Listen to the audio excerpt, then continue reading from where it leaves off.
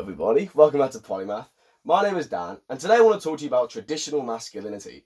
Now, this is a very complex and politically charged topic, and everyone online has an opinion about this. You go online and you're bombarded with people just throwing their opinions at you, and it's not based on anything. There's no evidence based on it, there's no scientific basis. It's literally just people with their own political opinions presenting them as fact. And frankly, I think you deserve a bit better than that. So what I want to do is explore traditional masculinity from a scientific perspective. So I want to integrate different disciplines like sociology, psychology, I'll be throwing in some other ones, but it's mostly going to be those two. And what I want to do in this conversation about traditional masculinity, instead of starting by asserting some great moral principle, I want to just talk about a basic principle in social psychology. So every group of people has a set of behaviors and thought process called normatives, which is often shortened to norms. And following norms leads to social status. So, for example, in a group of soldiers, the normatives are being brave, being self-sacrificial, being loyal to the group, and by following these norms, individuals in that group gain social status. In a band, for example, the normatives are showing up on time, practicing regularly, and being good at your instrument. And following those norms gives you value in that group. People like you if you do that.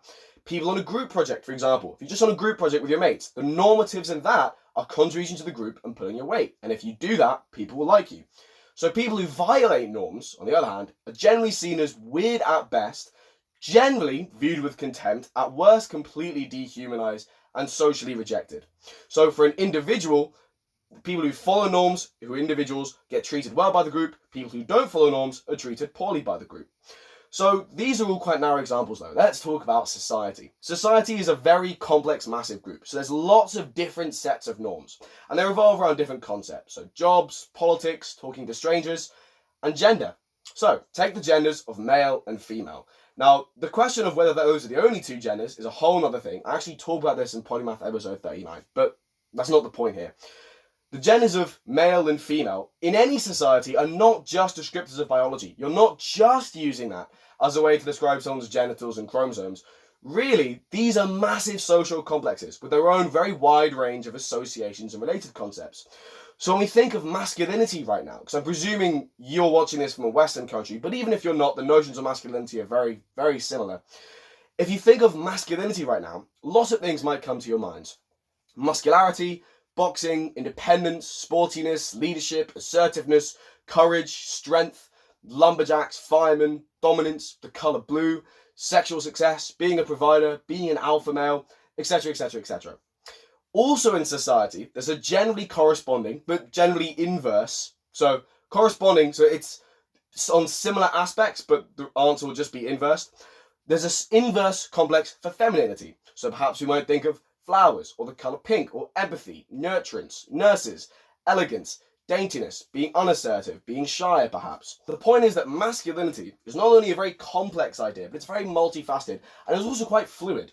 There's nothing biological about these associations per se. They might be based on biological facts. For example, the average man is stronger than the average woman, but all this big complex of things, such as boxing and lumberjacks and colours, there's nothing biological about that. These are social correlations and social associations, which means that they're fluid. And in different conceptions of masculinity held by different societies and different time points, this complex of ideas about masculinity is different. So this is where we define traditional masculinity. Traditional masculinity is this complex around masculinity, and by extension, the complex around femininity, that is stabilized in Western society in the 20th century. But it's been acquired through the accumulated social and sociological influence of centuries of Western history. So since, for example, Greek civilizations, notions of masculinity have contributed to and shaped what notions of masculinity are in Western society now. So even though Roman or medieval concepts of masculinity aren't what they are today, they've kind of helped shape it. Because any traditional concept, by definition, by the fact that it's tradition, it means that it builds up over time. It accumulates the influences from lots and lots of various different time periods until finally it sort of becomes this end product. And the notion of masculinity is still evolving, but the notion of masculinity which is seen as traditional today is a product of that process of centuries-long accumulation from many different cultures in the West. That's not to say that the idea of traditional masculinity is so different outside the West. It's just the case that there are actually differences in the way masculinity is viewed. And this complex which I've just described, although it might be similar to how traditional masculinity is viewed outside of a Western context, this is what it is for the West. So perhaps the most politically charged thing about traditional masculinity, the thing which really sparks debate, is how traditional masculinity views women. And to examine this, we need to examine the complex of femininity. And we need to examine how both of these complexes, those of masculinity and those of femininity, have evolved over time. So as I mentioned, these have evolved over centuries. These are the endpoint of literally thousands of years of thinking. But during these millennia, when all of this was forming, when these complexes were being crystallized during this formative process, there is quite an essential fact to note. All the people doing this thinking and contributing to the normatives of these societies were males.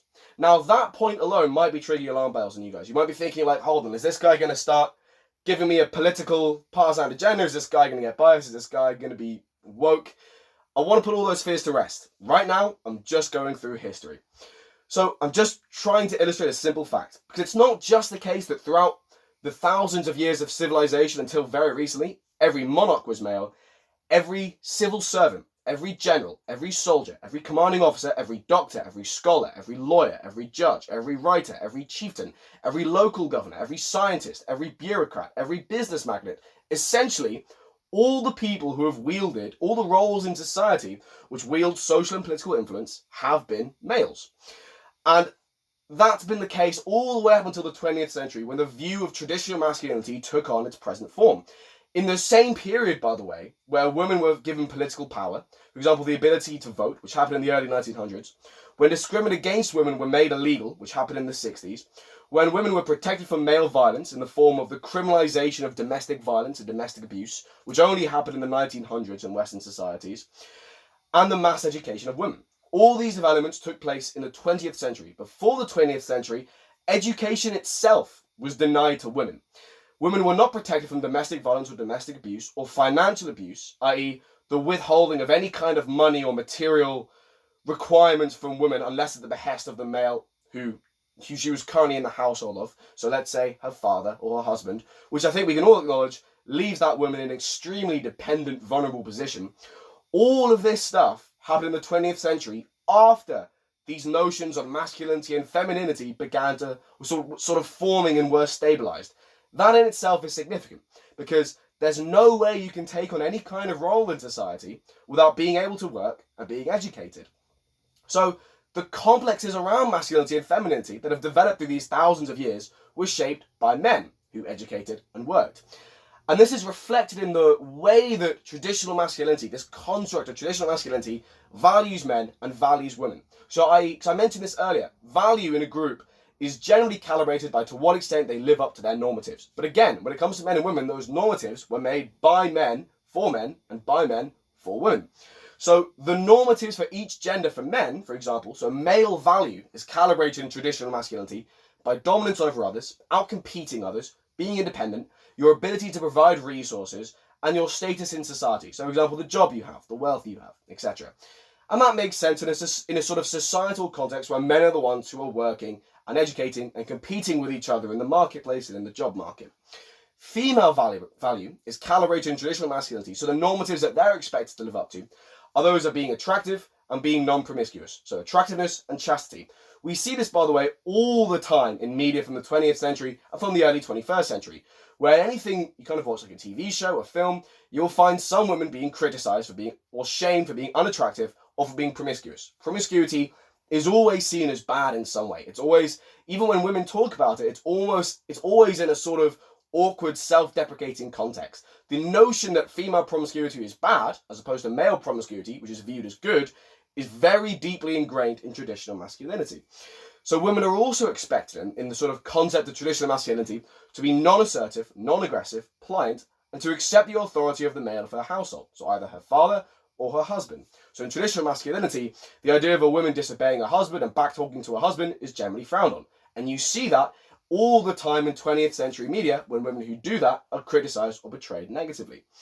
And that makes sense in the societal context where women can't be educated and can't do any work. So the actual qualities of their personality aren't really so important.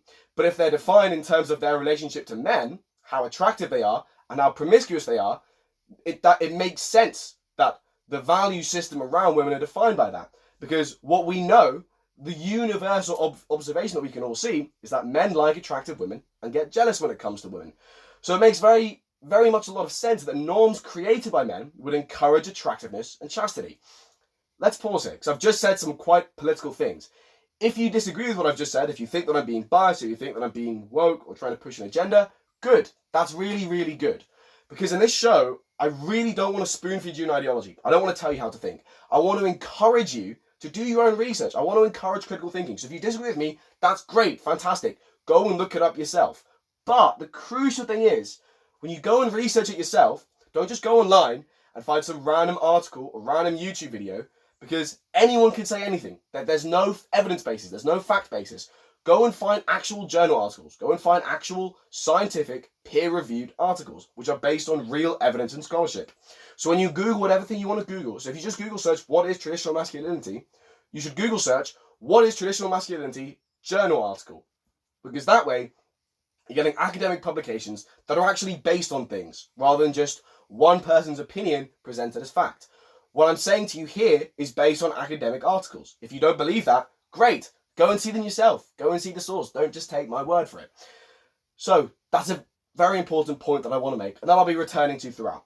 So for both genders, because this is just a general principle in social psychology, people who don't live up to normatives become devalued. So they are seen with contempt or disrespect by other members of the group. So how does this affect both men and women? So let's talk about men first. Some qualities of traditional masculinity undoubtedly affect men positively. For example, traditional masculinity emphasizes courage, sincerity, independence, assertiveness. These are good things. These are good for an individual's mental health. Some qualities of traditional masculinity affect men's mental health negatively. For example, the obsession with, I say obsession, that sounds almost pejorative. Again, I don't want you to think that I'm trying to advocate a part-time position here. The deep concern with dominance and hierarchies and competition between men, and the need to be at the top of this hierarchy, and the need to be an alpha, the deep terror of being a beta and being submissive, that creates a very strong psychological imperative to be dominant. And that also means that there's a constant low-level vigilance, there's a constant pressure, there's ultimately a constant fear that's being instilled, because people are afraid of being devalued by other members of their group. Human beings are social animals.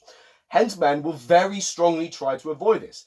And men who follow the ideology of traditional masculinity will try and present themselves as macho and masculine to their friends and to other people in general, because they don't want to be devalued. That's a basic social fact. People like living up to normatives because it means that they don't get viewed with disrespect or contempt. So unsurprisingly, as a result of all this pressure, multiple scientific studies continually, consistently show correlations between adherence to traditional masculinity and the incidence of anxiety, depression, and other mental health disorders, which makes complete sense, because the experience of any kind of constant pressure, the pressure of any kind to conform to a certain ideal and to face large social consequences as a consequence of not meeting that ideal, that affects people negatively. So it's completely unsurprising that this is not good for people's mental health. And interestingly, that pressure, the sort of strength of that association, applies across the hierarchy. So even people who are at the top of that hierarchy, who are seen as highly traditionally masculine, they're not safe from that either, because again, it creates a very, very strong pressure to remain at the top of the hierarchy. So, traditional masculinity also devalues men if they aren't sexually successful. And it also devalues men if, for example, they're not, they might be sexually successful, but if they become overly attached to women that they sleep with, that's also a source of devaluation, unless that woman is going to be a long-term partner. So hence, not only under traditional masculinity will you see men trying to brag to other people about how many women they sleep with, they will also brag about how they're not emotionally attached to any of them. And if that sounds a little bit odd, just remember, you see this everywhere. You listen to any rap song, they're all doing this. All these rappers are talking about how they sleep with lots of women and how it doesn't mean stuff and how it's just a one-night stand and they're not getting emotionally attached. And again, that's really, really common. You see that in pop songs as well. You see it in movies, very famously Grease, in the way that the guys act. And again, this makes sense because these are normatives. Normatives create a very strong pressure to live up to them. These are the norms of traditional masculinity. Hence, men feel very strongly under pressure to live up to those norms. Let's also talk about women. So if women are devalued for being unattractive or for being sexually promiscuous, and men are being valued for being sexually successful but also aloof and non-emotionally attached, at the extremes of this belief system, how do men treat and view women? So I'd like to read you a comment, and it's from a business intern. I think it's anonymous, but I wouldn't put in their personal details anyway, on a forum called Wall Street Oasis, where this individual is talking about dating apps.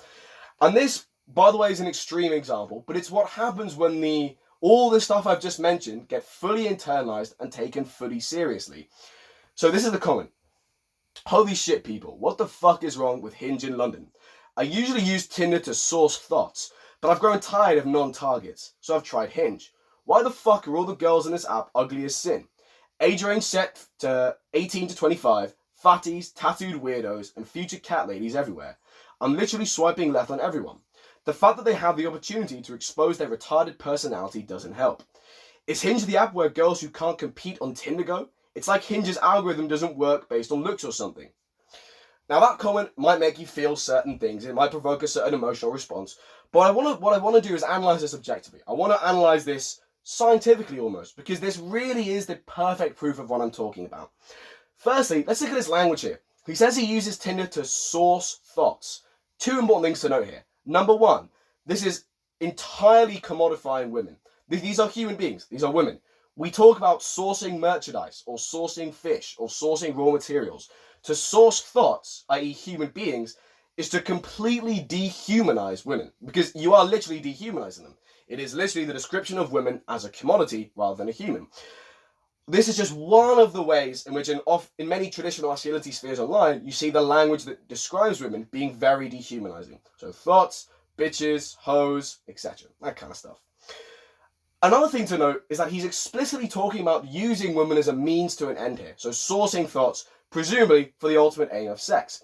It's actually also worth noting here that the moral philosopher Immanuel Kant very famously said that human beings should always be treated as ends in themselves, and never as a means to an end, and to do so, regardless of the circumstance, was immoral. Another thing to note here is about the phrase source thoughts is the second word, thoughts, because look at the language he uses. Thoughts is it's a comment on sexual promiscuity. So here we're sort of seeing this idea of sexually promiscuous women being devalued and dehumanized. It's not about sourcing women, it's about sourcing thoughts. Thoughts here, i.e. promiscuous women, are the ones being dehumanized and devalued. That's also quite important to sort of in context of all the stuff we were talking earlier about normatives. Another thing, he talks about non-targets in this. This is further very dehumanizing, and it almost creates this predator-prey dynamic. The idea of calling someone a target is a very predatory thing to say. But that makes sense. Because again, if you take the idea of traditional masculinity, all the stuff we've been talking about, to its logical extremes, in traditional masculinity, sexual assertiveness and dominance for men is prized. But to be dominant, there has to be some kind of subject. Dominance cannot occur in a vacuum. There has to be a victim of said dominance. And by reducing a woman to a target, the dehumanization is complete. And just as traditional masculinity has associations for men, as I mentioned, they also do so for women. And here we see in the idea of a target, there's this expectation for the woman to be submissive to male sexual desires. We can also note here, if we just sort of take a step back from that specifically, all the language used to dehumanize unattractive women. Fatties, weirdos, cat ladies, all that stuff. Now, the value of personality. So he talks about at the end about how they have the opportunity to expose their retarded personality. But the idea of their personality is viewed here completely with contempt. It's dismissed as retarded. What really matters in this analysis, from this comment, is the looks, is the appearance. Personality is added in as an afterthought, and it's done so purely to denigrate it. Finally, notice the rhetoric of competition here. Girls who can't compete on Tinder. So this rhetoric of competition is quite pervasive in traditional masculinity. As I've talked about earlier, for men, it's pervasive in the form of competing for dominance, but for women, it's pervasive in the form of competing for looks and attractiveness, what's often described in male-dominated spheres online as their sexual market value. So this all, I think, illustrates what I've been saying quite nicely. It's worth noting that not one of the many people in the comments expressed any kind of discomfort at the way that he was speaking, or disagreed with him at all, or disagreed with any of the language that he was using. So, unsurprisingly, the pressure on women to look attractive and be chaste, i.e. non-promiscuous, the latter, the idea of restriction of promiscuity, being in direct contradiction of normal human biological impulses, unsurprisingly, puts a lot of distress on women. So there's quite a large gap in mental health services on the incidence of mental health disorders between women and men. And of course, like many things, that's likely to be both due to biological and environmental reasons. But part and parcel of that is this quite significant pressure. Because the price the price for women and men, as we can see by failing to live up to the normatives, appears to be quite different. Because as we see in this comment, the price for failing to live up to these normatives for women is complete dehumanization, the idea of being sourced as a commodity.